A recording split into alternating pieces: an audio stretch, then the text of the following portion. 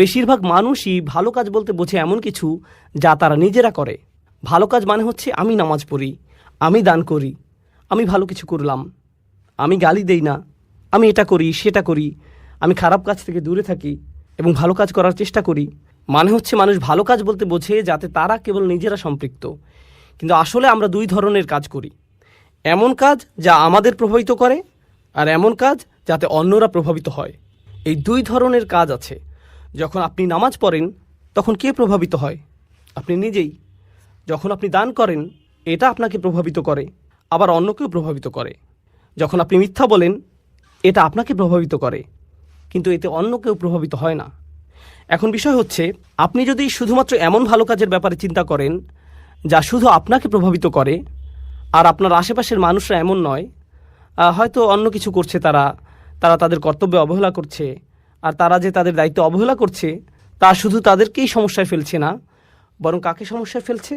অন্যদেরকেও। আপনার অন্যদের প্রতিও দায়িত্ব আছে, আর এর অবহেলার কারণে অন্যরা প্রভাবিত হচ্ছে। আপনাকে অন্যায়ের বিপক্ষে দাঁড়িয়ে সত্য কথা বলতে হবে, এটা আপনার দায়িত্ব, এটা মানবতার প্রশ্ন। সহজভাবে বললে আসলে এমনটা করতে সাহসের প্রয়োজন হয়। সেই মুহূর্তে কথা বলা যখন আপনি দেখছেন আপনার চুপ থাকার কারণে হয়তো অন্য কেউ সমস্যায় পড়বে, এটা হলো তাওয়াসি বিল হক। আমাকে সত্যিকার অর্থেই তার পক্ষে দাঁড়াতে হবে, কারণ আমি যদি না দাঁড়াই তাহলে নিশ্চিতভাবে অন্য কেউ সমস্যায় পড়বে। ধরুন আপনি রাস্তা দিয়ে যাচ্ছেন, সেখানে হয়তো কিছু বাচ্চা বেসবল খেলছে রাস্তার মাঝখানে। তারা খুব জোরে বল মারছে, বল হয়তো মানুষের গাড়িতে পড়ছে। এটা কি মেনে নেওয়ার মতো ঘটনা? না। তারা অন্য মানুষের সম্পদের ক্ষতি করছে। তখন আপনার মাথায় আসলো, আমার মনে হয় এদেরকে থামতে বলা উচিত, সম্ভবত আমার কিছু একটা তাওয়াসি বিল হক করা উচিত। বোঝা গেল? এই তোমরা এখানে খেলো না। কিন্তু তখন আপনার মাথায় আসবে, আমি যদি এদেরকে খেলা থামাতে বলি এরা হয়তো আমাকে নিয়েই খেলা শুরু করবে। এরা শুধু মুখে বলেই ক্ষান্ত হবে না, আমাকে মারতেও পারে শুধুমাত্র থামতে বলার কারণে। এটা একটা খুবই ছোট উদাহরণ।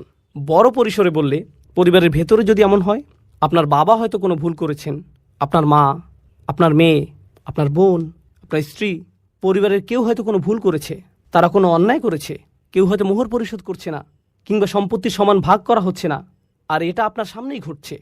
আপনার ভেতরে তখন মনে হচ্ছে আমার কিছু বলা উচিত, আমার বলা উচিত যেটা ভুল। কিন্তু তখন আপনি ভাবেন এর ফলাফল কি হবে? তারা সবাই আমাকে বকা দেবে, তারা হয়তো আমাকে অহংকারী ভাববে, এমনকি আমার সাথে কথা বলা বন্ধও করে দিতে পারে। এরকম আরও অনেক কিছু হতে পারে। তাহলে বুঝতে পারছেন, যখন আপনি সত্যি কথাটা বলতে চান তখন আপনার মাথায় কি কি আসে? এই সব ফলাফলগুলো। কিন্তু আল্লাহ আজ্জা ওয়া জাল্লা আমাদেরকে ছাড় দিয়েছেন, তিনি আমাদেরকে সব ভয় ভীতি থেকে মুক্তি দিয়েছেন। এই কারণে আমাদের সকল ভয় দুশ্চিন্তা চলে যায় যখন আল্লাহ বলেন ইল্লাল্লাযীনা আমানু। প্রথম অংশে যখন আপনার ঈমান থাকে তখন কি হয়? তখন আপনি কাকে ভয় পান? শুধুমাত্র আল্লাহ, কেবল আল্লাহ। যখন আপনি ভালো কাজ করেন তখন শুধু ঈমান বাড়তে থাকে, আর যখন ঈমান বাড়তে থাকে তখন আপনার পক্ষে তাওয়াসি বিল হক করাটা সহজ হয়ে যায়। আর যদি আপনি অনুভব করেন যে তাওয়াসি বিল হক করাটা আপনার পক্ষে বেশ কঠিন, বলুন তো এর মানে কি দাঁড়ায়? এর মানে দাঁড়ায় আপনার ঈমান ততটা শক্তিশালী নয়, আপনার ঈমান যথেষ্ট দৃঢ় নয়। এই দুটি বিষয় একটি অপরটির সাথে সম্পর্কযুক্ত। সত্যের পক্ষে দাঁড়ানো এবং কথা বলার সাহস থাকা সরাসরি ঈমানের সাথে সম্পর্কিত, একেবারে সরাসরিভাবে যুক্ত। শেষ অংশটা নিয়ে বলি। এই দুইটি বিষয় যেহেতু একটি অপরটির সাথে সম্পর্কিত, এখানে একটা হাদিস মনে পড়েছে। এটা আনাস রাদিয়াল্লাহু তাআলা আনহু কর্তৃক বর্ণিত সহিহ মুসলিমের হাদিস। আচ্ছা, আগে আমরা আবু সাঈদ আল খুদরির হাদিসটি দেখি। মান রাআ মিনকুম মুনকারান ফালিয়ুগাইয়িরু বিয়াদিহি ফাইল্লাম তাস্তাতি ফাবিকলবিহি যালিকা আদআফু আল ঈমান। আদআফুল আমল নয়, আদআফুল ঈমান। তিনি বলেন, কেউ যদি কোনো খারাপ কাজ সংঘটিত হতে দেখে তার উচিত হাত দিয়ে তার প্রতিরোধ করা। এটাও কিন্তু তাওয়াসি বিল হক। তিনি যদি এটা না পারেন তাহলে কি দিয়ে প্রতিবাদ করা উচিত? তার মুখ দিয়ে প্রতিবাদ করা উচিত, তার এর বিরুদ্ধে বলা উচিত। সে যদি এটাও না পারে, অন্তত তার অন্তরে এ ব্যাপারে খারাপ ধারণা করা উচিত। আর এটাই হচ্ছে সবচেয়ে দুর্বল ঈমান, আর এটাই হচ্ছে সবচেয়ে দুর্বল ঈমানের পরিচয়। রাসূল সাল্লাল্লাহু আলাইহি ওয়াসাল্লাম বলেননি যে এটা হচ্ছে সবচেয়ে দুর্বল আমলের পরিচয়, এটা হচ্ছে সবচেয়ে দুর্বল ঈমান। তার মানে তিনি মানুষকে সত্যের প্রতি উৎসাহ দেয়া, সত্যের জন্য কিছু করাকে সরাসরি ঈমানের সাথে সংযুক্ত করেছেন। ঠিক যেভাবে সূরায় এসেছে, ইল্লাল্লাযীনা আমানু ওয়া আমিলুস সলিহাত ওয়া তাওয়াসাউ বিল হক। ইল্লাল্লাযীনা আমানু ওয়া আমিলুস সলিহাত, তারপর সাথে সাথে ওয়া তাওয়াসাউ বিল হক। এই তিনটিকে সম্পর্কযুক্ত করা হয়েছে। আর এই ব্যাপারে সবশেষে বলতে চাই, তাওয়াসি বিল হক হয়ে থাকে। এখানে তাওয়াসি শব্দটির মূল হচ্ছে তাফাউল, যার মানে হচ্ছে সহযোগিতা। তার মানে হচ্ছে এটা আপনার সমাজে হয়ে থাকে। এখানে বলা হচ্ছে যে এগুলো আপনার সমাজে সংঘটিত হবে, আপনার পরিবারে, আপনার মুসলিম বন্ধুদের মধ্যে, যারা নিজেদের মুসলিম দাবি করে, যারা ভালো কাজ করে। তাহলে তাওয়াসি বিল হক এখান থেকেই শুরু, তারপর এটা ছড়িয়ে পড়ে। সুতরাং যখন আমরা বলি অমুসলিমদের এই সত্যের ব্যাপারে জানানো দরকার, সর্বোপরি সমাজের প্রতি কর্তব্য, এই সব কিছু ঠিক আছে, কিন্তু এর শুরুটা কোথায় হবে? এর শুরু হবে আমাদের নিজেদের ঘরেই। যদিও শুরু করার জন্য এটাই সবচেয়ে কঠিন জায়গা, তবু এখান থেকেই আমাদের তাওয়াসি বিল হক এর সূচনা করতে হবে। আমাদেরকে সকল অন্যায় ও ভুল ভ্রান্তির দিকে নজর দিতে হবে, সেই সাথে ইমানের মৌলিক দিকগুলোর সাথে সাংঘর্ষিক বিষয়গুলোর প্রতি তাকাতে হবে, যা হয়তো আমাদের নিজেদের পরিবারেই ঘটছে, আর আমাদেরকে এর বিরুদ্ধে সোচ্চার হতে হবে। একটা চেয়ারে বসে ক্যামেরার সামনে মাইকে আপনাদেরকে এইসব বলাটা যত সহজ, নিজের পরিবারের মানুষদেরকে এসব বলা ততটাই কঠিন। সেটা অনেক অনেক অনেক বেশি কঠিন কাজ। এতে অনেক বেশি সাহসের প্রয়োজন হয়, এতে অনেক বেশি ধৈর্যেরও প্রয়োজন হয়, যা আমার পরবর্তী পয়েন্ট। আর তা হলো, যখন আপনি এগুলো করতে যাবেন তখন আপনার আবশ্যিকভাবে প্রচুর ধৈর্যের প্রয়োজন হবে। তাই আল্লাহ আজ্জা জাল্লা এই সূরা শেষ করেছেন এভাবে, তাওয়াসাও বিসসবর। সবর শব্দটির কয়েকটি অর্থ আছে। বাংলায় ধৈর্য বললে অর্থটি ঠিক পরিপূর্ণ হয় না। তাহলে আসুন প্রথমে আমরা সবরের কয়েকটি অর্থ সম্পর্কে জেনে নেই।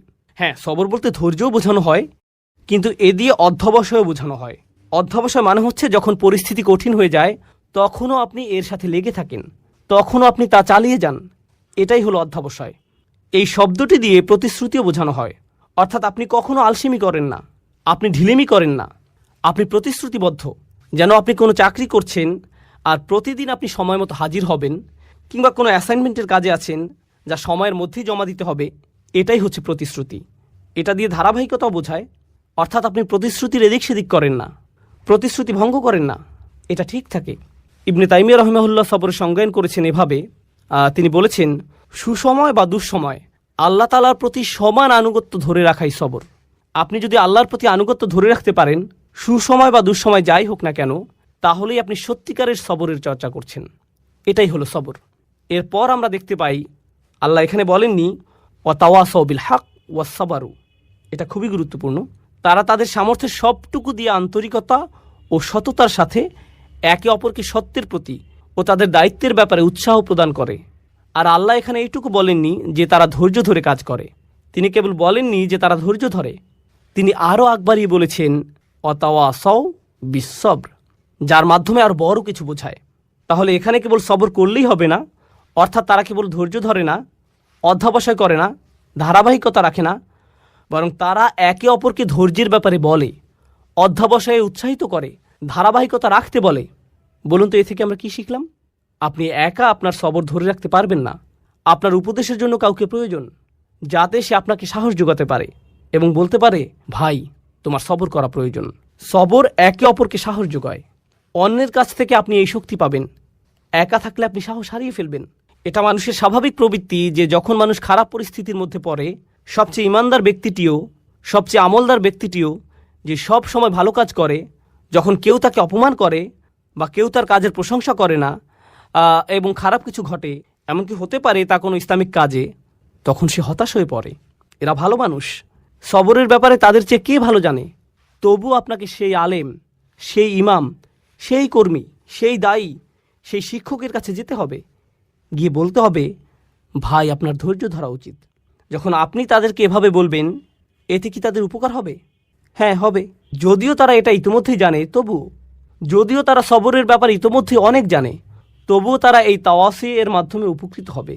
তাওয়াসি বিসসবর নিজেদের মধ্যে ঘটে, আর এটাই এখানে আবশ্যকীয়। এটা তাওয়াসি বিল হক এর বিপরীত।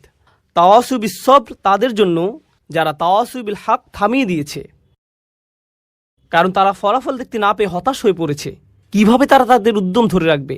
একে অপরকে অধ্যবসায়ের ব্যাপারে তাগিদ দেওয়ার মাধ্যমে। সবচেয়ে সহজভাবে বলা হয়েছে আলাল মাসাইব, অর্থাৎ আপনাকে ধৈর্য ধরতে হবে, অধ্যবসায় চালিয়ে যেতে হবে, ধারাবাহিকতা ধরে রাখতে হবে, পরিস্থিতি যতই খারাপ হোক না কেন। অসব্রু আলামা আসাবাক, যতই বিপদ আসুক না কেন আপনাকে চেষ্টা চালিয়ে যেতেই হবে। এটা হলো একটা অর্থ। অপরটি হলো আনিল মাআসি, অর্থাৎ আপনাকে পরীক্ষা করা হবে। যারা এই দিনের জন্য কাজ করছেন, তা যেভাবেই হোক না কেন, হয়তো আপনি আপনার বাসায় দিনই পরিবেশ তৈরি করতে চাচ্ছেন, বাইরে আপনি হয়তো অমুসলিমদের দিনের দাওয়াত দিচ্ছেন, হয়তো দানের জন্য অর্থ জোগাড় করছেন, এটা যেমনই হোক না কেন আপনি ইসলামের জন্য কিছু করতে চাচ্ছেন। শয়তান কার পেছনে বেশি লাগে জানেন? যারা দিনের জন্য কাজ করে।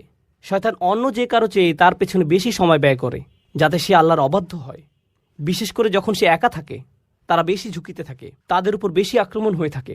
সুতরাং আল্লাহর অবাধ্যতা থেকে বাঁচার জন্য আপনার সবর করা উচিত। একই সাথে আল্লাহর আনুগত্যের জন্য আপনার সবর করা উচিত। অর্থাৎ আল্লাহর আনুগত্য করাও কঠিন হয়ে থাকে, কিন্তু আপনাকে অধ্যাবসায় চালিয়ে যেতে হবে। আমরা কিছু ঘটনা জানি, এগুলো সত্যিকারের ঘটনা, কোনো বানানো কিছু নয়। আল্লাহ আমাদের সাথে কথা বলেছেন, তিনি আমাদের নিয়ে কথা বলেছেন, এবং তিনি ভালোভাবে জানেন আমরা কিভাবে জীবনযাপন করি। ফি হিযিক্রিকুম, তুমি নিজেই এই সম্পর্কে জানো। আমাদের মধ্যে কিছু ভাই ও বোন আছেন যারা ইসলামিক কর্মকাণ্ডে খুবই সক্রিয়। তারা অনেক ভালো কাজ করেন, কিন্তু একই সাথে তাদের কিছু খারাপ অভ্যাসও দেখা যায়। এগুলো পাপের কাজ। এটা এতই গুরুতর সমস্যায় রূপ নিয়েছে যে তারা এগুলোতে আসক্ত হয়ে পড়েছেন। তাদের সাহায্য দরকার। তাদের কি দরকার জানেন? তাদের দরকার তাওয়াসি বিসসবর। তাদের কাউকে দরকার যে তাকে অনবরত উপদেশ দিবে, বলবে শোনো, তোমাকে চেষ্টা করতে হবে, তোমাকে সংযত হতে হবে। এই 4টি উপাদান সম্পর্কে আমি সবশেষ কয়েকটি বিষয় বলতে চাই। এর প্রথম বিষয়টি হচ্ছে, এই 4টি উপাদানই অতীতকালে বর্ণিত হয়েছে। ইল্লাল্লাযীনা আমানু অতীতকাল, ও আমিলু অতীতকাল, অতাওয়াসাউ বিল হক, অতাওয়াসাউ সবগুলোই অতীতকাল। এর মাহাত্ম্য কি? যদি এভাবে বলা হতো ইল্লাল্লাযীনা ইউমিনুন ওয়া ইয়ামালুনাস সালিহাত ওয়া ইয়াতাসালুনা বিল হক ওয়া ইয়াতাসালুনা বিস-সবর, তাহলে কি পার্থক্য হতো? বর্তমানকালে বললে কি হতো? অতীতকালে বলার কারণে বোঝা যাচ্ছে এখানে এমন মানুষের কথা বলা হচ্ছে যারা মৃত্যুর আগ পর্যন্ত সারাটি জীবন এই 4টি কাজ করেছে। সুতরাং এখন আপনি তাদের জীবনটি পর্যালোচনা করে দেখতে পারেন। আপনি তাদেরকে দেখে বলবেন, হ্যাঁ, তারা তাদের জীবনকে ঈমানের দাবি অনুসারে অতিবাহিত করেছে। যখন আপনি তাদের জীবনের দিকে তাকাবেন, আপনি বলবেন তারা ভালো কাজ করেছে এবং তারা তাওয়াসু বিল হক করেছে, তাওয়াসাউ বিস-সবর করেছে। অন্যভাবে বললে এটা সেই আয়াতটি পরিপূর্ণ করেছে যেখানে বলা হচ্ছে ওয়ালা তামুতুন্না ইল্লা ওয়া আনতুম মুসলিমুন, ভুলেও মুসলিম না হয়ে মৃত্যুবরণ করো না। আপনি যখন তাদের জীবনটি দেখবেন, আপনি বলবেন না তারা আগে ভালো ছিল, পরবর্তীতে তারা বিপথে চলে গেছে, তাদের জীবনের শেষ দিনটি পর্যন্ত তারা অটুট ছিল। সুতরাং আপনি তাদেরকে দেখে অবশ্যই বলবেন তারা এই 4টি বিষয় পরিপূর্ণ করেছে। তাই এগুলোকে অতীতকাল বলার কারণ বোঝা যায় মৃত্যুর আগ পর্যন্ত তাদের গোটা জীবনটি এই 4টি কাজের সমষ্টি। এরাই সফল হয়েছে। অর্থাৎ আপনি থামতে পারবেন না। আপনি এমন একটা জায়গায় পৌঁছাবেন যখন মানুষেরা আপনার সম্পর্কে বলবে এই 4টি বিষয় আপনি পূর্ণ করেছেন। এটাই হলো দ্বিতীয় মাহাত্ম্য। এর শেষ বিষয়টি হলো, যা আমার মনে হয় সূরা আসরের এই আলোচনার অন্যতম গুরুত্বপূর্ণ বিষয়, তা হলো বায়ের কয়েকটি তাৎপর্য আপনারা জানেন। বিল হক শব্দটি নিয়ে আমরা আলোচনা করেছি।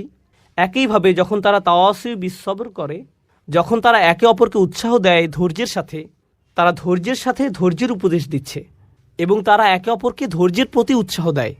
কেউ যদি বলে আমি তোমাকে ধৈর্যের সাথে উপদেশ দিচ্ছি আর আমি তোমাকে ধৈর্যের প্রতি উপদেশ দিচ্ছি, এই দুইয়ের মধ্যে একটা পার্থক্য আছে। এই দুইটি আসলে আলাদা বিষয়। ধৈর্য ও অধ্যবসায়ের প্রতি, যেভাবে আমি তোমাকে উপদেশ দিচ্ছি এতেও ধৈর্যের প্রয়োজন আছে। এই উপদেশ দেওয়ার জন্য আমাকে ধৈর্য ধরতে হবে। আপনাকে তাড়াহুড়া করলে চলবে না, আপনাকে খুবই ধৈর্যশীল হতে হবে। যে আল্লাহর প্রতি অবাধ্য আচরণ করে তার প্রতি আপনাকে খুবই সহনশীল হতে হবে। আপনি তাকে পরামর্শ দিবেন, এই পরামর্শ দেওয়ার সময় আপনাকে ধৈর্যশীল আচরণ করতে হবে। আর আপনি তাকে কিসের প্রতি উৎসাহ দিচ্ছেন? ধৈর্যের ব্যাপারেই। তাহলে আপনি যেভাবে তাকে পরামর্শ দেন তাতে ধৈর্যের প্রয়োজন হয়। আবার এই ধৈর্য ধারণের প্রতি আপনি তাকে উৎসাহ দিচ্ছেন। শেষ আরেকটি বিষয় আমার মনে পড়েছে, এটা নিয়ে একটু বলি। এই 4টি বিষয় আসলে একে অপরের জন্য একটা পরীক্ষার মতো। অর্থাৎ যদি কেউ সবর হারিয়ে ফেলে, শেষ কথা হচ্ছে এই 4টি বিষয় আসলে একে অপরের জন্য একটা পরীক্ষা। অর্থাৎ যদি কেউ সবর হারিয়ে ফেলে তাহলে সে তাওয়াসু বিল হক করতে পারবে না। কেন পারবে না?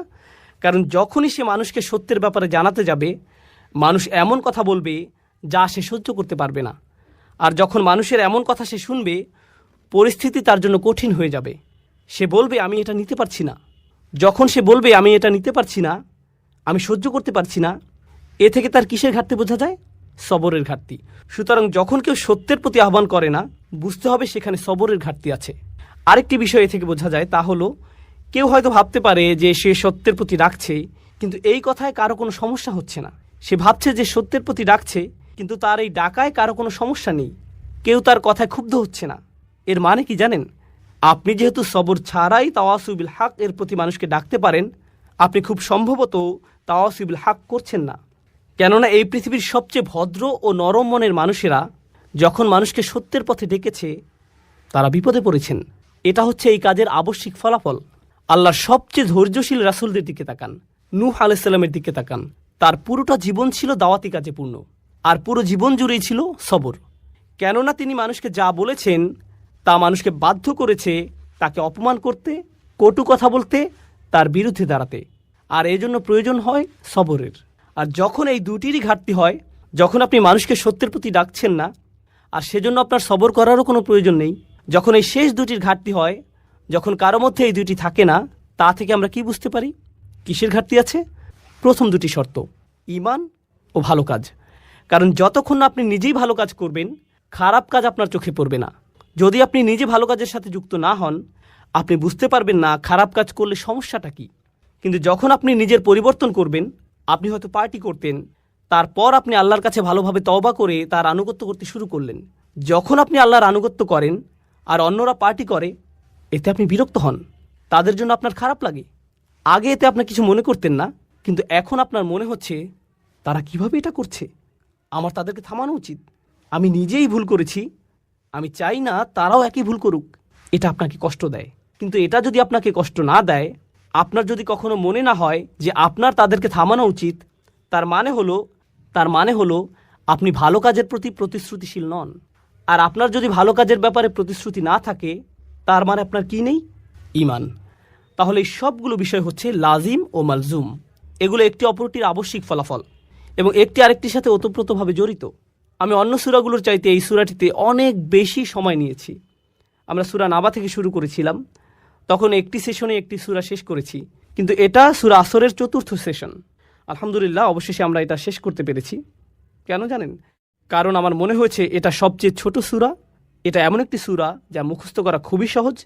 আমাদের বেশিরভাগই এটা আত্মস্থ করে ফেলেছে, কিন্তু এটা সবচেয়ে ভারী সূরা।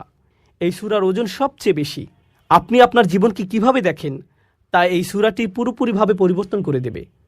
আপনি কিভাবে আপনার পরিবারের সাথে আচরণ করেন, আপনার দৈনন্দিন জীবন, যা আপনি অর্জন করেছেন, যা এখনও অর্জন করতে পারেননি, তার চেয়েও বড় কথা সফলতা এবং ব্যর্থতা বলতে আপনি কি বোঝেন, এই সূরাটি এই সব কিছুর প্রতি আপনার মনোভাব পরিবর্তন করে দেবে।